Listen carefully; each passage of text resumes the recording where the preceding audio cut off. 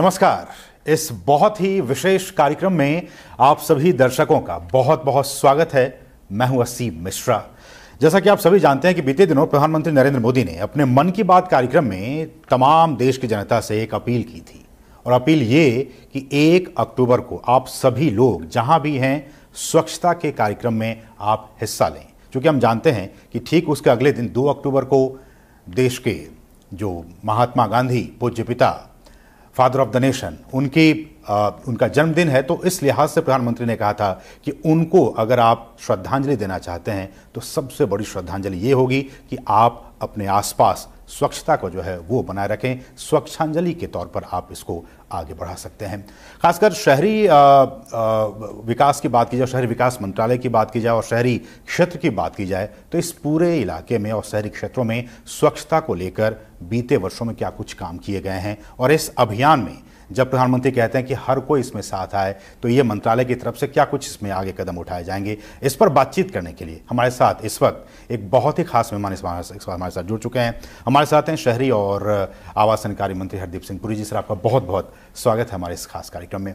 Sir, प्रधानमंत्री ने जैसा कि कहा कि 1 अक्टूबर को आप सभी लोग आइए और अपने अपने तरीके से स्वच्छता को लेकर जो काम है, जो अभियान है, महाअभियान है, उसमें आप शामिल हो जाइए। आपकी प्रतिक्रिया इस पर। जब माननीय प्रधानमंत्री जी ने दायित्व संभाला दिल्ली में, मैं बात कर रहा हूं मई 2014 की, जो पहली बार उन्होंने देश को संबोधित किया लाल किले से 15 अगस्त 2014 को, तो उन्होंने उस समय कहा था कि सबसे बड़ी श्रद्धांजलि जो हम बापूजी को दे सकते हैं on the 150th birth anniversary, जो 2 अक्टूबर 2019 में मनाई जाएगी, कि भारत देश जो है एक ओपन डेफिकेशन फ्री हो जाए और स्वच्छता में के कदम हम बहुत तेजी से आगे ले जा सकें। देखिए क्या हुआ उस समय से। 2014 में जब मोदी जी ने दिल्ली में दायित्व संभाला, तो हमारी जो वेस्ट प्रोसेसिंग है, वेस्ट प्रोसेसिंग का मतलब है कि जो कूड़ा कचरा जनरेट होता है उसको कितनी प्रतिशत उसको हम साइंटिफिक तरीके से उसकी प्रोसेसिंग कर सके। 2014 में मुझे लगता है 15-16% से ज़्यादा नहीं होता था। जो स्टेट्स हमें जानकारी भेजती थी उन्होंने कहा 17%, पर मुझे लगता है कि उसमें भी थोड़ी सी पैडिंग होती है, क्योंकि हर एक स्टेट अपना जो आंकड़ा थोड़ा बढ़ा चढ़ा के भेजती है। तो मेरे हिसाब से 14-15% था। आज वो वेस्ट प्रोसेसिंग 76% तक पहुंच गई है, और बहुत जल्द ही हम 100% वेस्ट प्रोसेसिंग पर पहुंच जाएंगे। इसका क्या मतलब है? इसका मतलब यह है कि जितना कूड़ा कचरा प्रोड्यूस होता है, हमारी प्रोसेसिंग कैपेसिटी उससे ज्यादा रहेगी। देखिए, जो फिजिकल टारगेट्स होते हैं स्वच्छता के, अब कितने आपने शौचालय बनाए, अब सारे देश भर में मिला के देखें तो मुझे लगता है कोई 13 करोड़ से अधिक शौचालय बने हैं। जो शहरी क्षेत्र में देखें तो हमारा जो टारगेट था उससे कई ज्यादा individual house hold toilets, public toilets बन गए हैं। और अभी हमको यहां से चल के अगले लेवल तक जाना है, अपने शहरों को गार्बेज फ्री बनाना है, और उस रास्ते पे हम बड़ी तेजी, बड़ी गति के साथ प्रोसीड कर रहे हैं। कल का जो प्रोग्राम है 1 घंटे का स्वच्छता श्रमदान, मैं समझता हूं इसमें विशेषता यह है कि ये अलग अलग जगह में हमारे आम नागरिक, हमारे भाई बहन, देश की जो प्रोमिनेंट फिल्म पर्सनालिटीज हैं, कुछ ऐसी एनजीओ, सिविल सोसाइटीज हैं, सब इसके साथ जुड़ेंगे।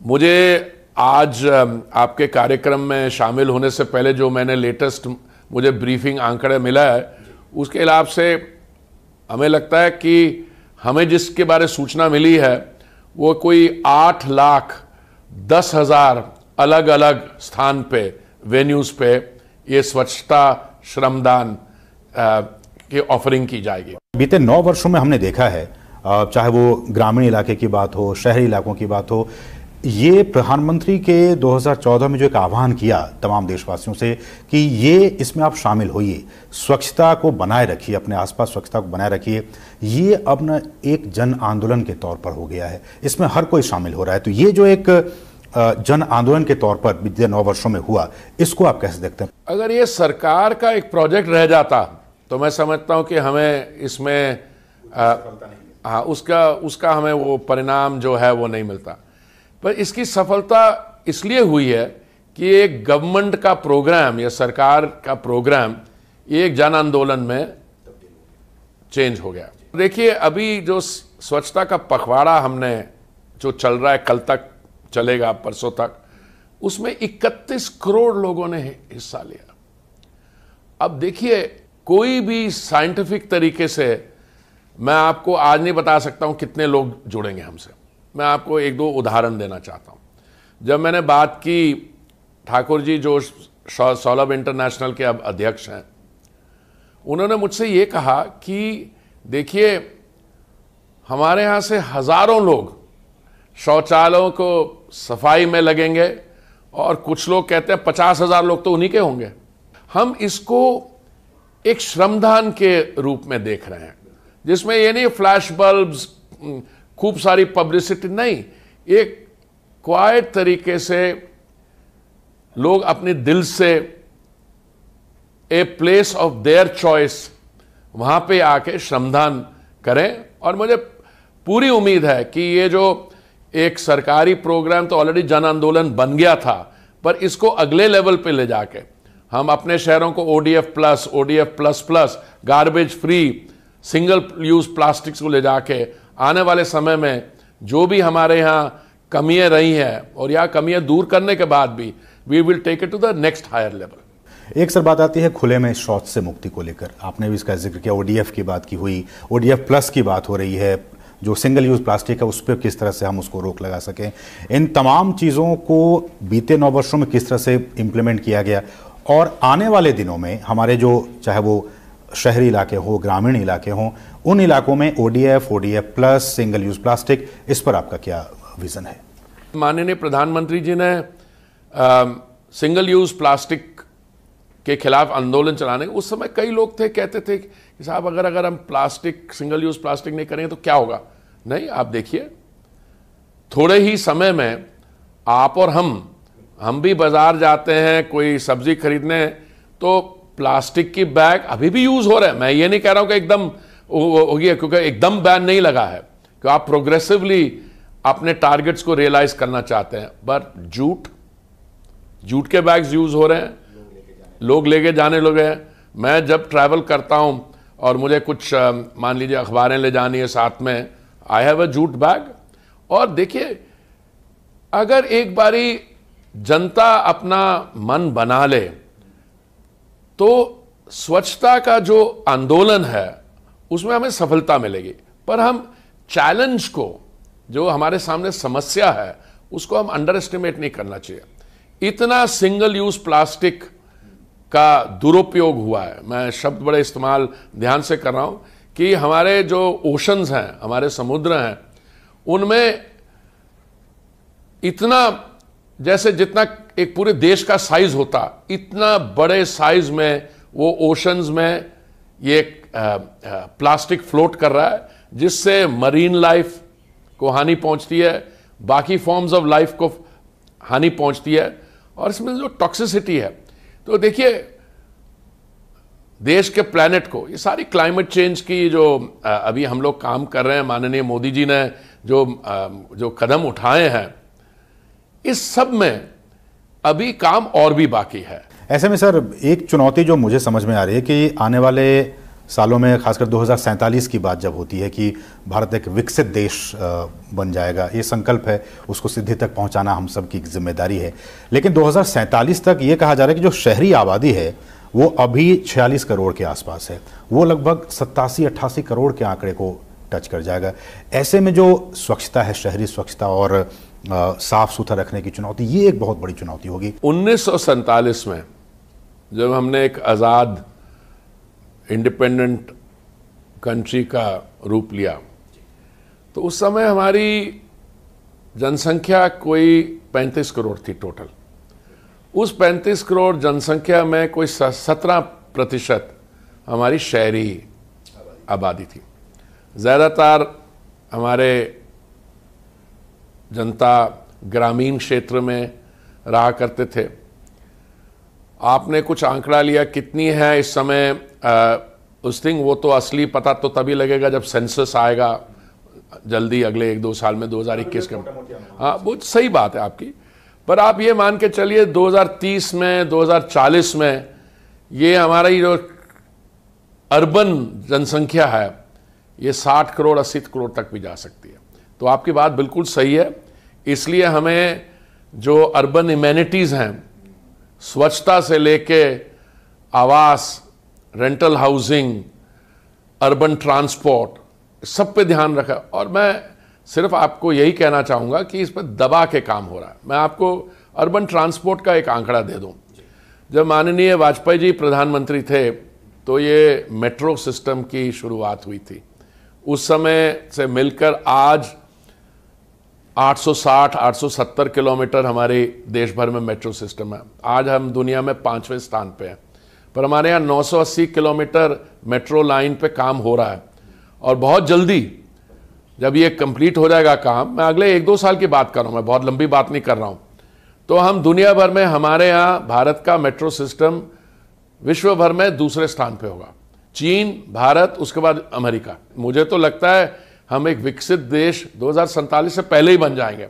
उन्होंने अमृतकाल की बात की, अभी असेसमेंट है कि 2040 तक हमारी अर्थव्यवस्था जो है 25-26 ट्रिलियन डॉलर की होगी और हमारी जो पर कैपिटा इनकम है वो 7-8 गुना ज़्यादा होगा। तो आप मान लीजिए जब आपकी पॉपुलेशन की जीडीपी बढ़ जाए तो जो स्वच्छता की समस्याएं होती है वो भी नई किस्म की हो जाती हैं। ठीक है, वो फिर पर वो हम लोग एडजस्ट कर रहे हैं। वेस्ट प्रोसेसिंग और बाकी जो हैं कई काम जो हुए हैं, मैं समझता हूँ बहुत तेज़ी से हुए हैं। और हमारे जो शहर हैं, अभी तो 100 स्मार्ट सिटीज़ की हम बात करते हैं, पर अगले राउंड में ये 2024 तक जून तक 100 शहरों पे सारे प्रोजेक्ट कंप्लीट हो जाएंगे। आगे ले जाएंगे तो आप देखिएगा ये डिजिटली देश भर में ऐसी योजनाएं चालू हो जाएंगी और समस्याएं आएंगी पर उनका हल भी हम साथ साथ लेके आएंगे।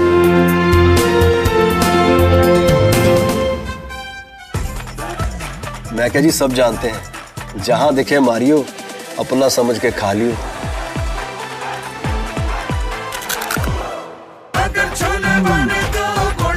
गोल्डी छोले मसाले, जहाँ जाए रिश्ते बनाए, जहाँ जाए रिश्ते बनाए, गोल्डी मसाले। चाची, कल्याण भव, सुखी भव और सबसे जरूरी आशीर्वाद, आयुष्मान भव।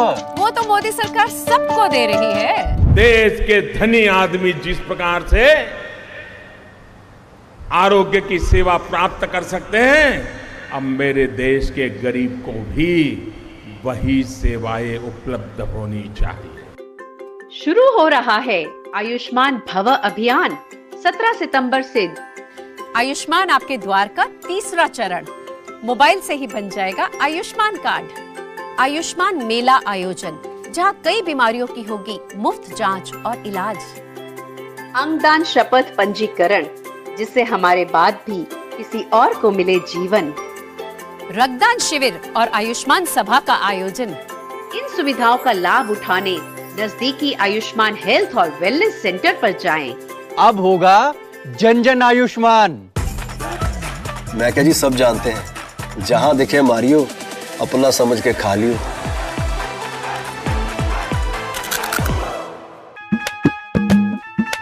वाह भैया, तारी तो घनी धाकड़ पहचान से। अरे वाह मयंक, अरे तो धाकड़ पहचान हो रखी से। आजकल तो बड़े धाकड़ों से घनी पहचान हो रही हमारे मोहल्ले वालों की। सही कहे। मारी भी लग जाती सरकारी नौकरी अगर लोगों की तरह किसी धाकड़ आदमी से हमारी जान पहचान होती। हाँ भाई, धाकड़ से पहचान है भाई। कौन है यो धाकड़? ताऊ या मामा? अरे न ताऊ न मामा, धाकड़ है मोदी जी और मनोहर लाल जी। उन्होंने बिना खर्ची पर्ची के मेरिट पर भर्ती कराई। तेरी और तेरे दोनों साथियों की भी लग सकती है अगर मेरिट हो। अब हरियाणा में खर्ची और पर्ची का झंझट हुआ खत्म। सरकारी नौकरी में भर्ती की प्रक्रिया को आसान बनाया। हरियाणा में अब मेरिट पर मिलती है हर नौकरी। मेरिट पर 1,10,000 भर्तियां हुई और 60,000 नौकरियों में भर्ती का काम है जारी। धाकड़ हरियाणा, जो ठाना वो कर दिखाया। सर, वेस्ट प्रोसेसिंग की बात जब आती है तो हमने देखा कि अगर सॉलिड वेस्ट प्रोसेसिंग की बात की जाए तो लगभग जब शुरुआत हुई थी इसकी तो 16% के आसपास थी। अब ये आंकड़ा 76% से भी ऊपर का चला गया है। आपने कहा कि इसको हमें 100% तक पहुंचाना है।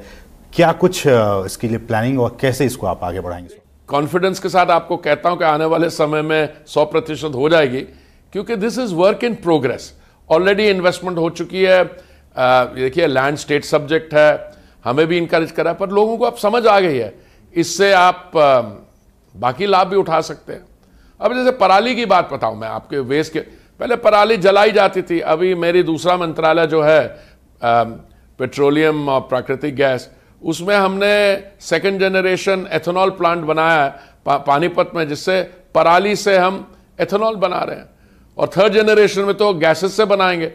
तो ये सब जो वेस्ट प्रोसेसिंग है, इसकी साइंटिफिक यूजेज, उस पर बहुत जबरदस्त काम हो रहा है। ऐसे में सर एक सवाल आता है, राज्य सरकारें जो हैं उनका इस पूरे मिशन में स्वच्छता को लेकर जो भी बहुत सारे प्रोसेस काम चल रहे हैं, इसमें आप राज्य सरकारों का रोल किस तरह से देखते हैं? वो किस तरह का एक पॉजिटिव रोल प्ले करना चाहिए? जब हमने एक टारगेट सेट किया कि सारा देश ओपन डेफिकेशन फ्री हो जाएगा, तो एक स्टेट रह गई पीछे। क्यों रह गई? कि उनके यहाँ कुछ अर्बन लोकल बॉडीज थे, उन्होंने उतने कमिटमेंट नहीं दिखाई। पर अब मैं समझता हूँ सब स्टेट्स एक कोऑपरेटिव फेडरलिज्म का स्ट्रक्चर है, सब स्टेट ओडीएफ पर पहुंच गए। पर इसमें थोड़ी सावधान होने की ज़रूरत है। वो इसलिए क्योंकि जो ओडीएफ स्टेटस ये परमानेंटली नहीं दिया जाता, और ये सेल्फ सर्टिफिकेशन नहीं है। मैं नहीं उठ के कह सकता कि मेरा इलाका ओडीएफ है ना, ये थर्ड पार्टी वेरिफिकेशन होती है। और कई जगह मैंने देखा, और प्रेस कॉन्फ्रेंस के दौरान भी मैंने कहा है कि कई ऐसी जगह हैं हम देख रहे हैं कि ओडीएफ का स्टेटस लेने के बाद थोड़ी लापरवाही दिखी, फिर हमें हैंड होल्डिंग करनी पड़ी। और मैं समझता हूं कि इसमें आगे चल के अगर हमें नेमिंग एंड शेमिंग भी करनी पड़े। नेमिंग एंड शेमिंग का मतलब यह है कि भाई कुछ लोग इसमें पीछे हो गए हैं, तो वो भी करने की जरूरत होगी। अभी तक वो नौबत नहीं आई है, पर मैं नहीं कह रहा कि हमें करने पड़े, हमारी जगह जो भी होगा, क्योंकि स्वच्छता एक इतनी इंपॉर्टेंट और फंडामेंटल रिक्वायरमेंट है हेल्थ के लिए। अब देखिए, जो स्वच्छता हमारा सर्वेक्षण होता है, उसमें हमारे कितने 4,800 से अधिक अर्बन लोकल बॉडीज है, सब उसमें हिस्सा लेते हैं। अब कई ऐसे शहर हैं, अर्बन लोकल बॉडीज है, हमेशा प्रथम स्थान पे आते हैं। क्या रिजल्ट है वहां पे? Land values go up. बच्चों में खैर बहुत ज़्यादा इसको मैं इफेक्ट देख रहा हूँ कि बच्चे बहुत ज़्यादा प्रभावित हैं। वो खुद तो साफ सफाई रख ही रहे हैं, अपने पेरेंट्स को भी और अपने आसपास के लोगों को भी वो कह रहे हैं कि नहीं, अगर आपने ये गलत किया है तो इसको आप उठाइए, यहाँ पे कचरा नहीं फेंकिए। बच्चों में भी ये जागरूकता हो गई है इसको लेकर? बच्चों में तो बहुत ज़बरदस्त जागरूकता है, पर अब एरियाज में हो गई है। अब मैं 2 दिन पहले एक कार्यक्रम में था इंदौर में, जो मध्य प्रदेश के माननीय मुख्यमंत्री शिवराज सिंह चौहान जी बोल रहे थे। उन्होंने एक कहानी सुनाई कि एक कोई बिजनेसमैन आए, तो उन्होंने इंदौर हवाई अड्डे से एक टैक्सी ली, और टैक्सी में बैठे तो उन्होंने कुछ खा रहे थे, तो रैपर जो है विंडो खोल के उन्होंने बाहर फेंका। वो टैक्सी ड्राइवर ने रोकी वहाँ पे, हवा के कारण वो जो रैपर है वो कुछ देर तक है, पर वो जब तक उसको पकड़ के लाया नहीं, वापस नहीं। तो इसमें एक लेसन है एक लेसन ये है कि अब ये आप मान के चलिए, आप गिराया किसी ने भी हो, पर अगर आप में ये कॉन्शियसनेस है तो आप झुक के उसको उठा लेंगे। अब कल का जो कार्यक्रम है उसमें आप देखेंगे कि देश की सबसे बड़ी लीडरशिप, देश के बड़े बड़े फिल्म स्टार,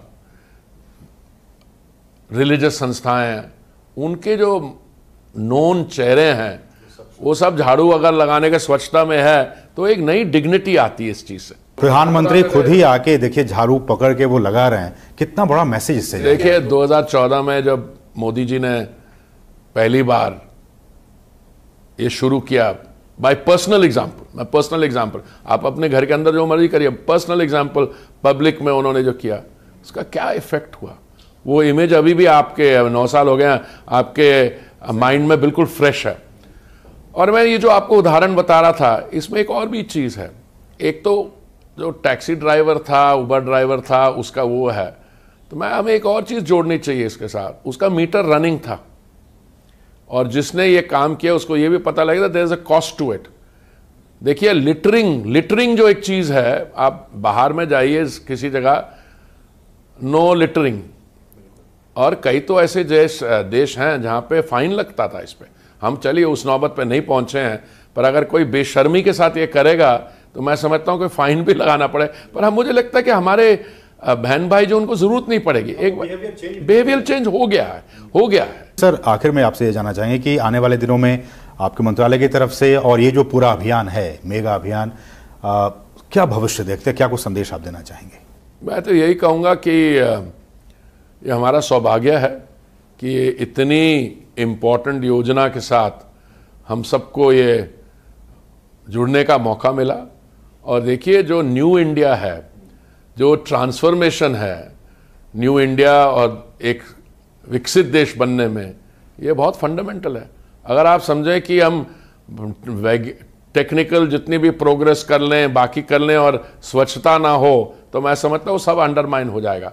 तो मैं लोगों को, मैं तो अपनी तरफ से तो हम तो इनकरेजमेंट, धन्यवाद, और कल का जो कार्यक्रम है आपके माध्यम से आपके दर्शकों को जितनी बड़ी संख्या में हम इसके साथ जुड़ें, और मैं समझता हूँ किसी व्यक्ति के लिए 1 घंटा देना, इसके लिए इससे और कोई ज़्यादा नोबल काम नहीं हो सकता। इसे उम्मीद के साथ कि जब प्रधानमंत्री की इस अपील की कि आप 1 तारीख, 1 घंटा और एक साथ मिलकर इस बहुत ही महाअभियान में आप शामिल हों और देश को स्वच्छ बनाएं, इस अपील के बाद हम सभी ये उम्मीद करें कि लोग आएंगे, इसमें शामिल होंगे और देश को स्वच्छ भारत के तौर पर स्थापित करने में हम सभी कामयाब हो पाएंगे। बहुत बहुत शुक्रिया सर हमारे साथ जुड़ने के लिए और इस बहुत ही महत्वपूर्ण विषय पर बातचीत करने के लिए। इसके साथ ही इस बहुत ही खास कार्यक्रम में बस इतना ही मुझे और हमारी पूरी टीम को दीजिए अनुमति।